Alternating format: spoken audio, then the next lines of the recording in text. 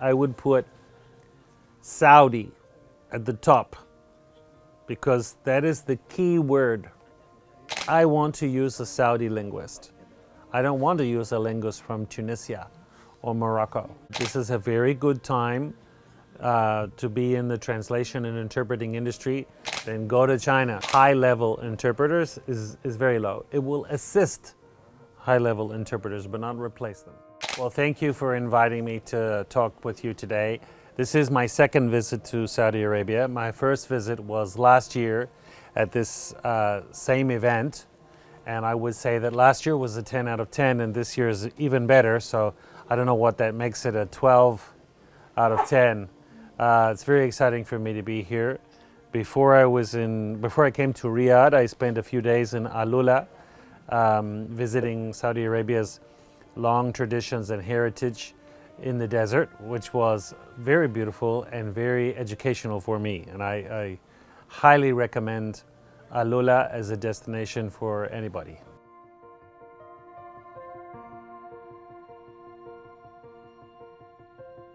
Well, I think the current job market depends a lot on which country you are in.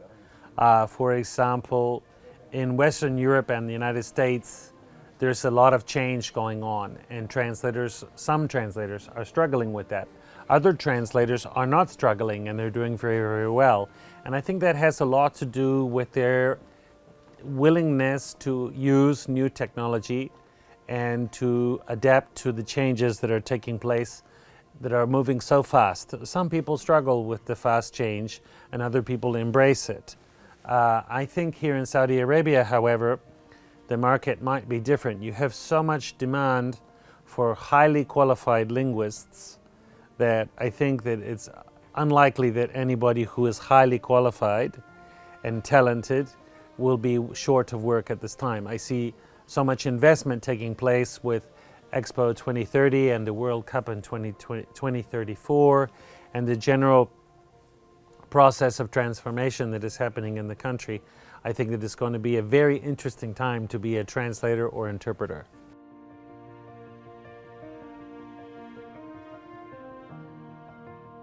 I'm very optimistic, very, very optimistic and positive. I think that that is a reflection of what is going on here on a cultural and economic level. This is a very good time to be in the translation and interpreting industry, and I would encourage young people who are studying translation and interpreting here in Saudi Arabia to focus on finishing their degrees. There isn't really much work available for people who are still students, but once you graduate, I think that there are many opportunities, especially if you focus on having very strong language skills, both in English and Arabic, or the other languages that you are focusing on, Chinese or French or Spanish. Well, I mean, the global challenges are, it's very different in different countries, but the underlying trend that is pushing change is technology. Demand for translation and interpretation has never been higher. It's just going up and up. But there is pressure on the industry to adopt new technology fast. And sometimes this technology works better in some languages than others. And there are many languages that the technology is still not really useful for, especially lower use languages from Asia or Africa, for example. But these are trends that younger translators and interpreters will run with this. They will run with these changes. They will adapt. I think it's actually harder on more experienced and older linguists to adapt to these changes because the technology has come so fast. I think the younger people will do very, very well, and it's harder for people like me to adapt. But the workload is there. There are many opportunities, but I think that the key point is to focus on having the strongest language skills possible. As I said, in Arabic, in English, French or Spanish, or whatever languages you choose to focus on. Definitely not. It seems to me that here in Saudi Arabia, hospitality and personal relationships are extremely important. So I don't see these personal connections between people being replaced by machines. I do think that technology can assist us in many aspects of the translation industry, scheduling work, managing workflows, automating parts of the process. But the human interaction is key, and I think that that will continue to be not, as they say, human in the loop, human in control, but with technology to support us, like it is happening in many, many other industries, for lawyers, for accountants, etc.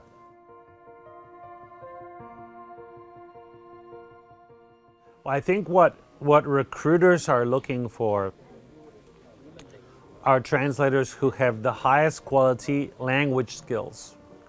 So if you are studying to be an Arabic translator and you live in Saudi Arabia, it would be worthwhile investing in some kind of study abroad program. So if you're studying Chinese, go to China. If you're studying English, go to the United Kingdom or the USA or New Zealand or Australia, Canada, and get that local knowledge of the language and the culture. Because when you're interpreting in particular, everything is very fast, and people will use expressions and slang and jargon that are particular to a country that is very hard to translate. For example, Americans will use a metaphor about baseball. Do you play baseball in Saudi Arabia? I don't know, maybe not. And therefore translating that metaphor into Arabic is going to be tricky. So there are many examples, but I would focus on having the strongest language skills possible and maybe consider spending time in an English-speaking country. Now, if your focus is Chinese, then go to China. That would be my suggestion. Make an investment and you will get your money back when you are working. And of course, you have to be up to date with all the latest technological trends. Be a member of SATA, come to the International Translation Forum, focus on language and technology.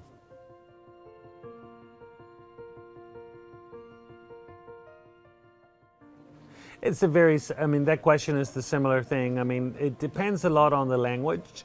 There are some languages that have perhaps not more linguists available than there are jobs. I don't think that's the point. But there is price pressure in some industries, in some languages.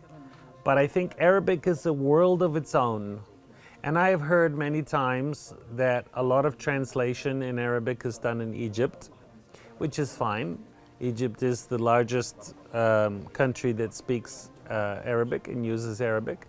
But it doesn't mean that Egyptian Arabic and Saudi Arabic is exactly the same. You probably have different ways of saying things, different expressions, and there is a tremendous opportunity, I believe, for Saudi linguists and students to create a genuinely homegrown Saudi language translation industry and not necessarily have to rely in the long term on people from other countries. So my impression is that this is a very good time to be a Saudi linguist. And I would put on my LinkedIn resume, I would put Saudi at the top, because that is the key word. If I want to translate into Arabic something that is a high impact and it is for the Saudi market, I want to use a Saudi linguist. I don't want to use a linguist from Tunisia or Morocco or somewhere else, or Jordan. I want to use somebody who knows the Saudi market. I think that the investment in using a Saudi linguist will pay off for me. Now, there's a lot of opportunity for interpreters in business meetings and government meetings. That is an area where I believe that being Saudi is particularly important as well. You want to be on the ground in Riyadh or in Jeddah or wherever in the country and get as much experience in international meetings as possible. The chances that technology will replace high-level interpreters is very low. It will assist high-level interpreters, but not replace them.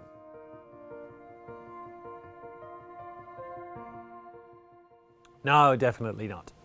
Now, if you think about it, for example, mathematicians use calculators, but they still exist. The mathematicians still exist. Accountants use QuickBooks and other accounting software, but they still exist. You know, I think that technology is here to help us. And you know, I use translation technology to understand the menu in a restaurant in a country where there's no translation available. Or maybe a student can use Google Translate to quickly translate something that they're researching on, but it's not publication quality. You're not going to use this technology to publish a book or to translate a government conference into another language or a high-level business meeting. It will help people when there is no translator or no interpreter available, or no budget to pay for a professional interpreter or a professional translator. But when a professional interpreter or a professional translator is required, they will still be required. That's my firm opinion on the matter. So I'm very positive about job opportunities for linguists as long as they are willing to adapt to the technology and use it. Not be replaced by it, but use it. The only thing that will be replaced, the only person that will be replaced is a linguist who refuses to use technology. But in the same way that a company manager who refuses to have a computer is replaced by a manager who has a computer and is fully fluent in the technological knowledge. Thank you, Mr. Campbell. It's been a pleasure to talk to you. Thank you.